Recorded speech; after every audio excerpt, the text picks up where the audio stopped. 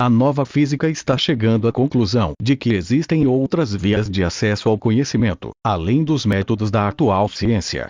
Há evidências de que nossa mente, em certas circunstâncias, consegue desprender-se das amarras do corpo biológico e sair por aí em um corpo não desta dimensão, mas tão real quanto o nosso, o corpo astral. Nesse novo estado, a possibilidade da consciência individual integrar-se com a consciência cósmica e aprender diretamente certas verdades, certos conhecimentos que podem também serem adquiridos normalmente, mas somente após exaustivos processos experimentais e racionais usados pela ciência. Dr. Fritjof Capra, pesquisador em física teórica das altas energias, no laboratório de Berkeley, e conferencista da Universidade da Califórnia em Berkeley, USA, escreveu os livros O Tal da Física, O Ponto de Mutação e Sabedoria em Comum.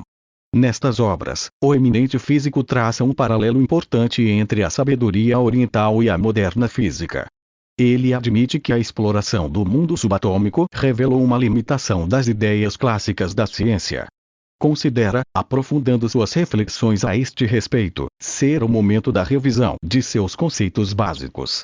A antiga visão mecanicista já cumpriu sua função e deve ceder lugar a novos conceitos de matéria, espaço, tempo e causalidade. Fritjof Capra indica como um dos melhores modelos da realidade, aquele que é chamado de bootstrap pelos físicos.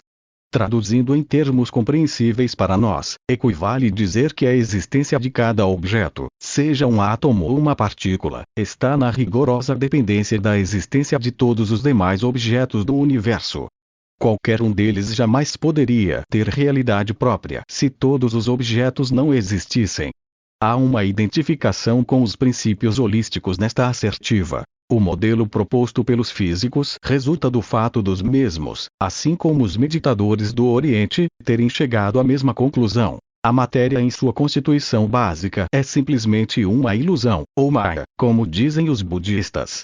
A aparente substancialidade da matéria decorre do movimento relativo criador de formas. Se a matéria é uma ilusão, certamente, dizemos nós, há de existir algo que seja transcendente a esta matéria e seja mais real que a ilusão. Física quântica aplicada à apometria. Adaptado da palestra proferida pelo professor João Asbon Preto de Oliveira em 2 de maio de 1998 no 4º Encontro Regional de Apometria, Lages, SC. Mais um pouco de teoria. O desenvolvimento teórico da física quântica, estimulado por Louis de Broglie, com sua mecânica ondulatória apresentada em 1924, pelo qual toda partícula é acompanhada por uma onda piloto, levaram, finalmente os físicos de hoje ao ponto de vista de estarem os elétrons espalhados em regiões ou camadas orbitais, fazendo com que se apresentasse como uma bola de fofo e indistinto material energético, porém rígido em seu conjunto.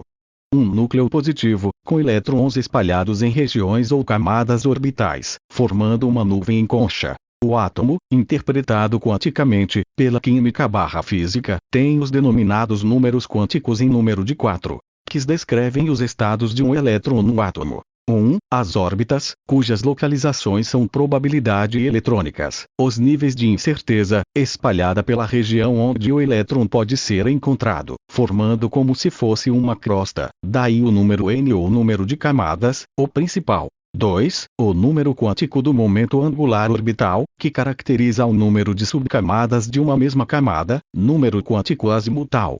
3. O número quântico magnético orbital que varia de -1 a +1, dependendo pois do valor de 1 ou seja, o momento angular orbital. 4. O quarto número quântico é o seu momento cinético, o spin que significa giro em inglês, que é devido a um movimento de rotação do elétron em torno de seu próprio eixo.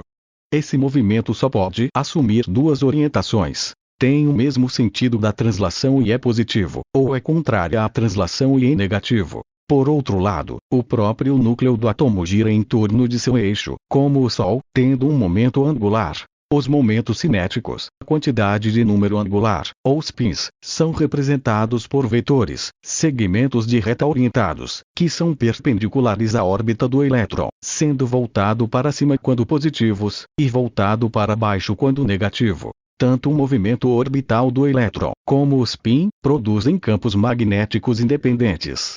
Aplicação na apometria. A teoria da relatividade desenvolvida por Albert Einstein chegou à conhecida relação E igual a mc2, energia é igual a massa, vezes o quadrado da velocidade da luz, ou m igual I/c2, matéria é igual a energia dividida pelo quadrado da velocidade da luz, por onde se pode concluir que a matéria, massa 1 matéria, é formada por energia condensada. Assim sendo, é fácil se verificar que os diversos estados da matéria, desde o sólido até a matéria espiritual quintessenciada, são formas diferenciadas de energia em níveis vibratórios cada vez mais elevados, e que, podendo a energia atuar sobre a energia, no estado espiritual, é a mente, através do pensamento impulsionado pela vontade, a grande moduladora das formas e das ações. O Dr. Lacerda deduziu com clareza a lei que rege o pensamento como operação do espírito. O pensamento irradia-se em todas as direções a partir da mente, por meio de corpúsculos mentais energéticos.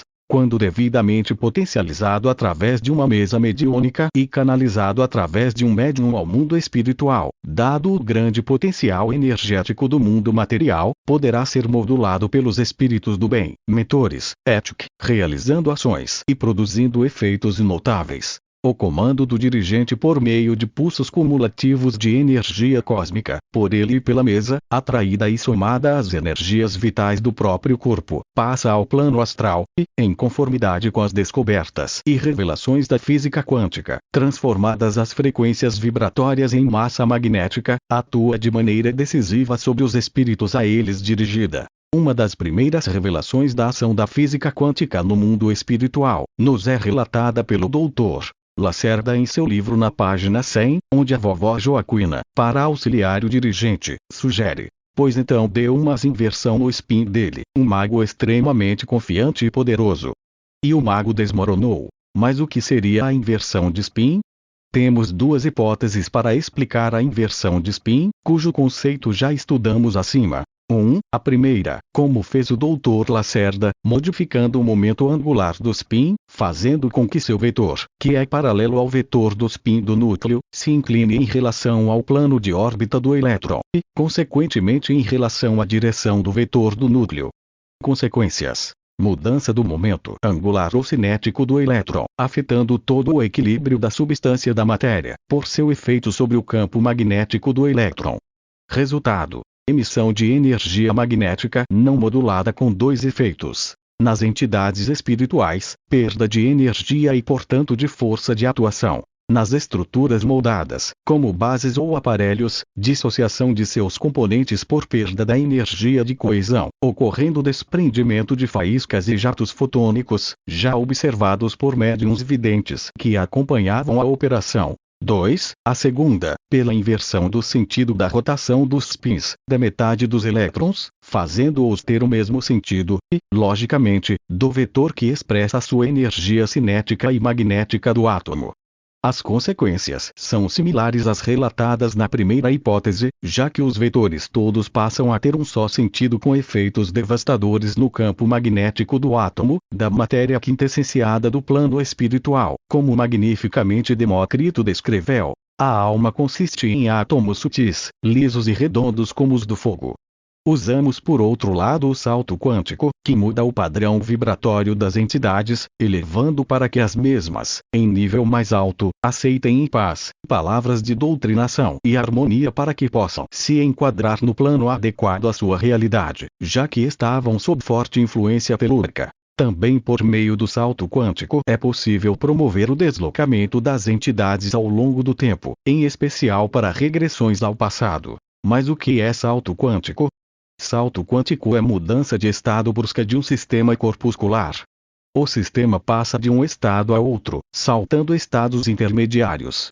O efeito desta muda-estado no plano espiritual pode se fazer no nível espacial vibratório com deslocamento do sistema para planos diferenciados de seu plano, para o futuro ou para níveis passados, uma vez que se canalizem as energias necessárias ao mundo espiritual juntamente com o comando de solicitação. Do mesmo modo, a mudança de estado se pode fazer na dimensão temporal, que no mundo espiritual tem um significado totalmente diferente do mundo material, já que o tempo, como entendemos, lá não existe.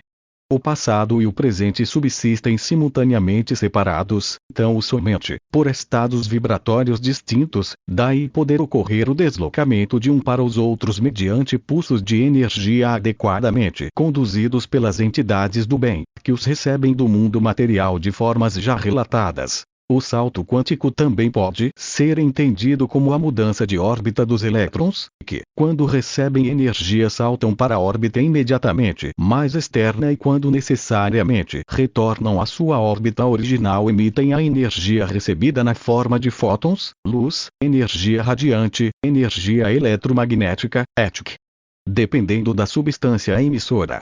Portanto, o uso das cores na técnica apométrica, por meio de energia fotônica devidamente modulada às cores necessárias, a despolarização dos estímulos da memória pela aplicação de energias magnéticas, anulando os registros dos bancos da memória, a dialimetria, como tratamento do corpo etérico, por meio da redução da coesão intermolecular ósmica, passando pela mente do operador, assim como praticamente todas as demais técnicas e procedimentos da apometria, estão vinculados aos fenômenos estudados na física quântica.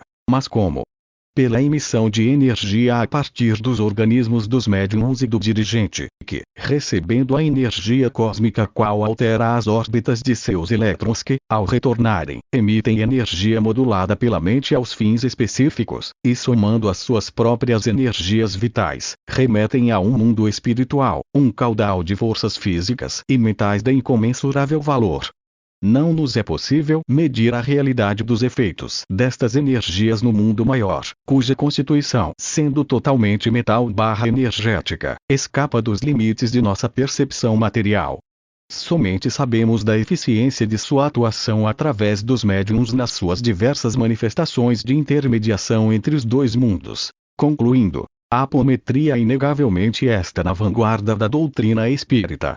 Mantendo bem alto o pensamento e a codificação de Kardec, segue em frente pelas sendas da ciência e do conhecimento, como preceituava o mestre.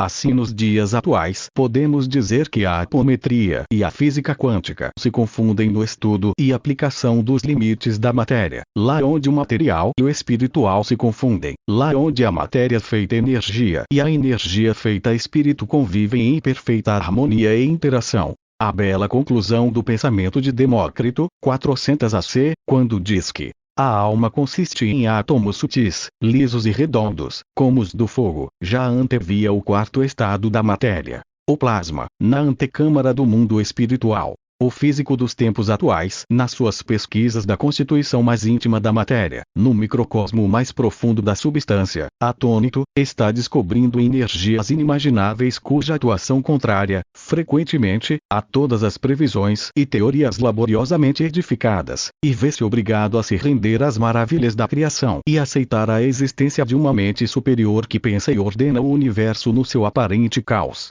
A matéria é energia, logo tudo que se nos parece sólido e impenetrável está perdendo esta propriedade e nos conduzindo ao mundo do pensamento, ao mundo do espírito, ao verdadeiro mundo. A apometria, ao adotar as leis da física quântica nas suas técnicas e procedimentos, com ela se identifica, fazendo a perfeita harmonização do conhecimento com o amor.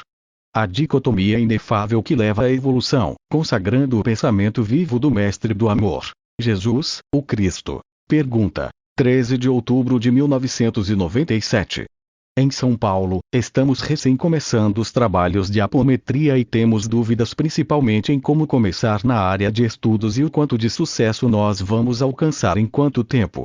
Maidana. Em todos os locais, não só no país onde todos vocês vivem, mas em outros países também, no mundo espiritual, estão escolas, instituições, aguardando o momento em que os encarnados se disponham a auxiliar nessa grandiosa tarefa. Desse modo também ocorre na região que comporta toda a sua cidade. Desse modo, a partir do momento que um determinado grupo se dispuser a estudar do mundo espiritual, virão as intuições. Nem todas precisam ser seguidas por vocês, mas elas servirão para colocar diretrizes em seu trabalho, no seu trabalho de estudo e mais tarde no trabalho de socorro àqueles que lhe buscarem. Portanto, que o grupo em sua primeira reunião defina um assunto básico para ser estudado e percebam que com o passar das reuniões, esses estudos vão sendo direcionados. A princípio todos creem que esses mesmos estudos são direcionados pelas suas próprias mãos e pelas suas mentes, mas tenham certeza que as suas mentes são direcionadas por amigos do mundo maior que estão aguardando pacientemente o momento da primeira reunião de estudos. Quanto ao sucesso, o sucesso é garantido desde que exista a vontade, o desejo sincero em ajudar. Não devemos esperar o progresso ou o sucesso de uma tarefa, imaginando que este sucesso deva chegar em pouco tempo, ou imaginando que ele está atrelado a um número de pessoas que farão parte dessa caminhada. O que importa é que ela comece com 2, 3, 10, 20, 100 pessoas, não importa o número inicial, porque o mundo espiritual está preparado para auxiliar. Está aguardando, como eu disse anteriormente, de forma muito paciente a primeira reunião. Decidam o assunto que for mais conveniente a todos os participantes. Aquele que despertar maior interesse, comecem por este assunto e à medida que surgirem novas pessoas interessadas em estudar, ampliem estes estudos, formem outros grupos direcionados a assuntos diferentes. Com esse direcionamento, estarão cada vez mais envolvidos com o trabalho já realizado por muitos de vocês em desdobramento no mundo espiritual. Estão mais preparados do que pensam, pois quando alguém sente-se interessado em iniciar uma tarefa espiritual, há meses, e às vezes há anos, está sendo preparado no mundo astral, pelos seus mentores e pelos espíritos que coordenam a atividade espiritual na área habitada por aquela pessoa. Não existe nada de muito novo para aqueles que iniciarão esse trabalho. Estarão somente se envolvendo mais de perto com o estudo e com o trabalho espiritual, uma vez que estes já estão sendo realizados durante os desdobramentos pelos quais todos os participantes, ou os primeiros participantes, já têm passado há vários meses atrás. É só iniciar a tarefa e seguir adiante. Regras de ouro da apometria. Aqui, no entanto, devemos clarinar um vigoroso alerta para os entusiasmos que possamos estar provocando. Como fundamento de todo esse trabalho, como, de resto, de todo o trabalho espiritual, deve estar o amor. Ele é o alicerce. Sempre. As técnicas que apontamos são eficientes, não temos dúvidas. O controle dessas energias sutis é fascinante, reconhecemos, pois desse fascínio também sofremos nós. Mas se tudo não estiver impregnado de caridade, de nada valerá. Mas, ao lado da caridade, e como consequência natural dela, deverá se fazer presente a humildade, a disposição de servir no anonimato. Se faltar amor e disposição de servir pelo prazer de servir, corremos perigo de incorrer na má aplicação das técnicas e do próprio caudal de energia cósmica, tornando-nos satânicos por discordância com a harmonia universal. Advertimos. Através da obediência dos preceitos evangélicos, somente através dela, experimentadores e operadores podem desfrutar de condições seguras para devassar esses arcanos secretos da natureza, com a adequada utilização dessas forças desconhecidas. Recomendações do Godinho. Estudos. Gostaríamos de convidar as casas co-irmãs para que instalassem cursos livres de orientação e educação de mediunidade. Cursos de apometria, para que as pessoas pudessem ser esclarecidas com relação aos percalços causados pelos comportamentos errôneos e dificuldades espirituais. Quanto aos instrutores,